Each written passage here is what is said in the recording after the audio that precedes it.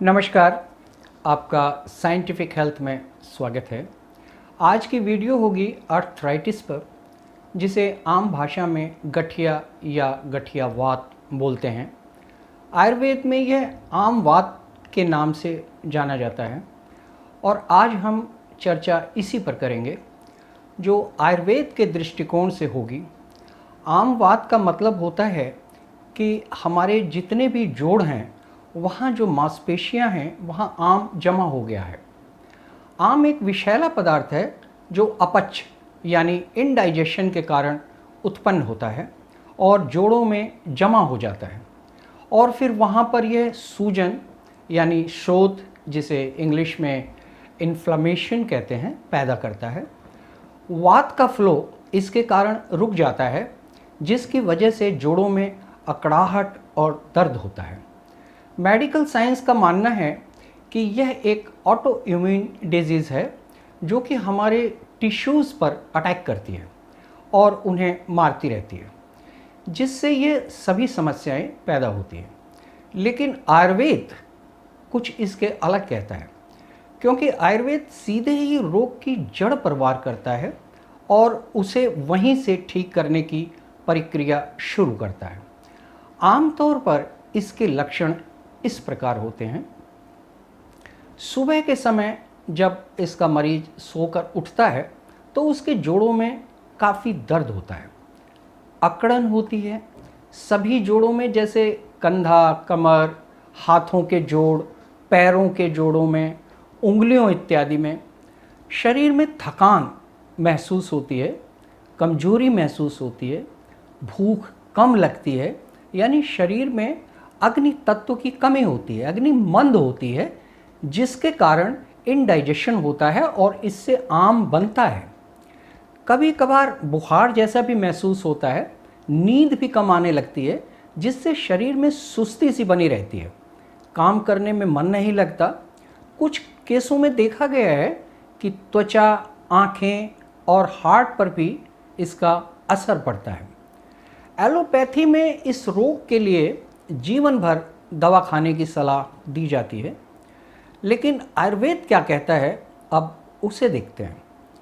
और हाँ, इस वीडियो को पूरा समझने के लिए आप आर्थराइटिस पर हमारी पहली वीडियो ज़रूर देखें, तब यह आपको और भी अच्छी तरह से समझ आएगी। तो आयुर्वेद का मानना है कि इंसान जब तक के लिए इस दुनिया में आया है, तब तक वह अपनी सारी गतिविधियां प्रॉपर तरीके से कर सकता है, बिना किसी की सहायता के।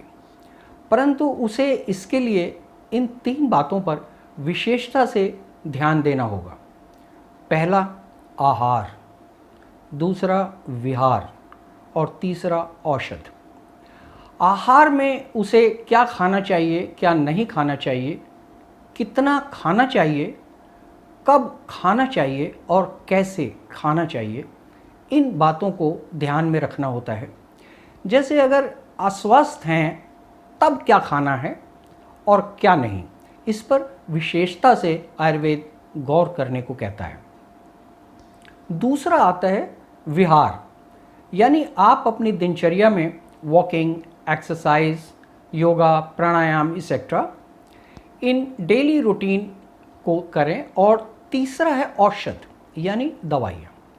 अगर किसी कारण शरीर अस्वस्थ हुआ तो आप औषध का प्रयोग करें, तब तक जब तक कि पूर्ण रूप से स्वस्थ ना हो जाए। अब वापस लौटते हैं आर्थराइटिस पर। तो इसमें अब हम इतना तो जान गए हैं कि जोड़ों के बीच में कचरा इकट्ठा हो गया है, जिससे उसकी गतिविधि में रुकावट आ रही है और इसी कारण वहाँ सूजन और जख्म भी हो रहे हैं। तो अब उसके समाधान पर चलते हैं। हम सभी के घर में हल्दी हमेशा उपलब्ध रहती है। इसमें एंटी इन्फ्लेमेटरी गुण होता है, तो इसका प्रयोग आप आधे से 1 चम्मच दूध के साथ बॉयल करके गुनगुना पीने से बहुत फ़ायदा होता है, जिससे सूजन कम होने लगेगी और दर्द में काफ़ी कमी आने लगेगी। क्योंकि यह एक पेन रिलीवर की तरह वर्क करेगा। नंबर 2, अदरक। अदरक को काली मिर्च और शहद के साथ मिलाकर लेने से जॉइंट पेन में बहुत रिलीफ होता है।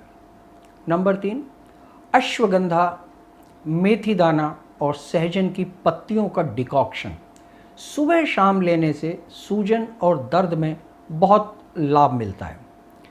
यहाँ ध्यान रखना है कि इन तीनों का एक साथ नहीं, तीनों का अलग अलग डिकॉक्शन एक एक हफ्ते सुबह शाम लेना होता है।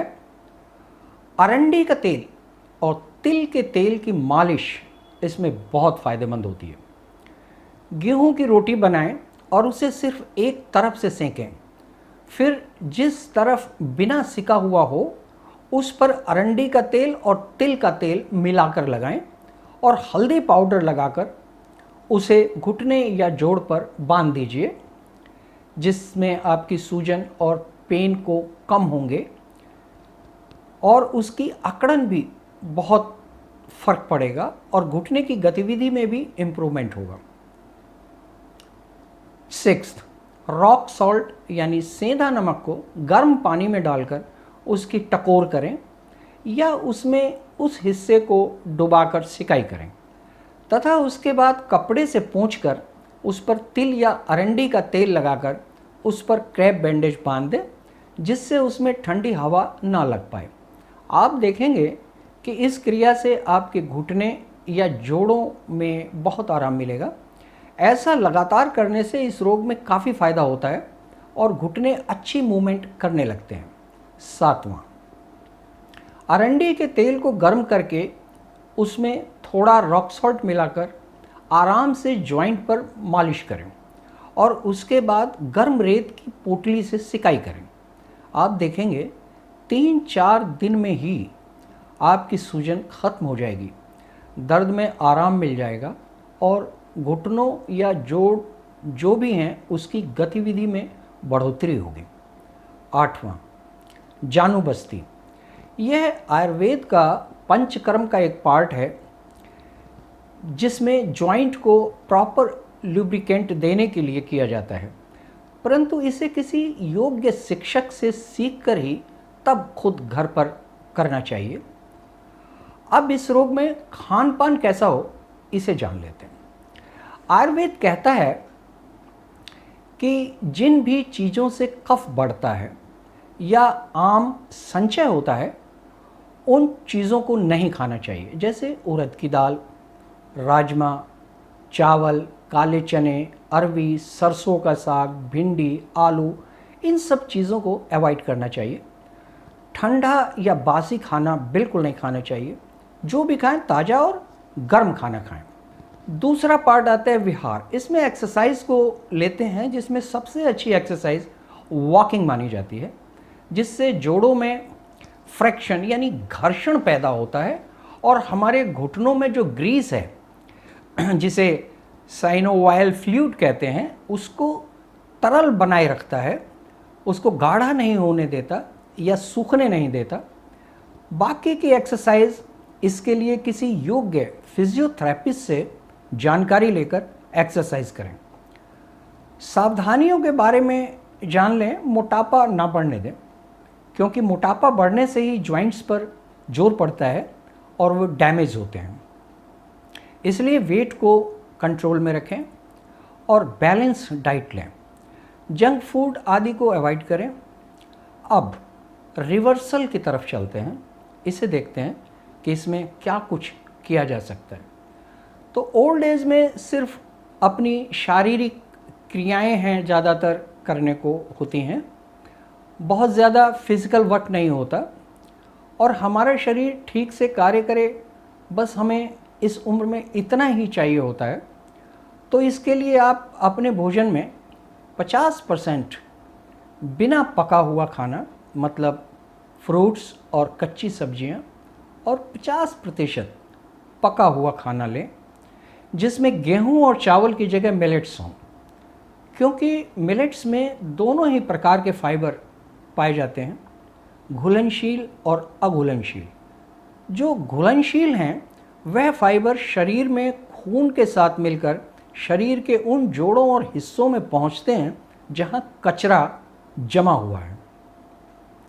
फ्री रेडिकल्स जमे हैं और उनको वहां से पकड़ पकड़ कर निकालते हैं, जिससे वहां आराम पहुंचता है और आप रिवर्सल की तरफ चलना शुरू करते हैं।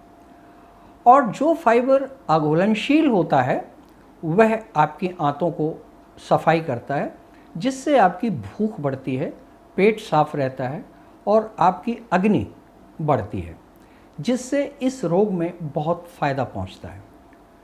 इसका दूसरा पार्ट है डिकॉक्शन, जो 7 प्रकार के पत्तियां हैं, जिसमें इसको डॉक्टर खादरवल्ली बताते हैं, जो हैं हार सिंगार की पत्तियां, बेलपत्र, पीपल की पत्तियां, अमरूद की पत्तियां और पालक की पत्तियां।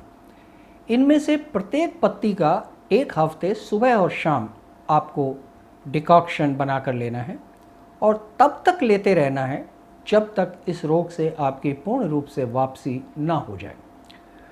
तो यह सब था आयुर्वेद के अनुसार। एलोपैथ के अनुसार मैंने पिछली वीडियो में आपको बताया था, लेकिन अगर आप इन दोनों वीडियो को देखेंगे, पहले उसको और बाद में इसको, तब आप पूर्ण रूप से इस रोग के ऊपर अपनी पकड़ को मजबूत कर लेंगे और लगभग रिवर्सल के करीब पहुंच जाएंगे।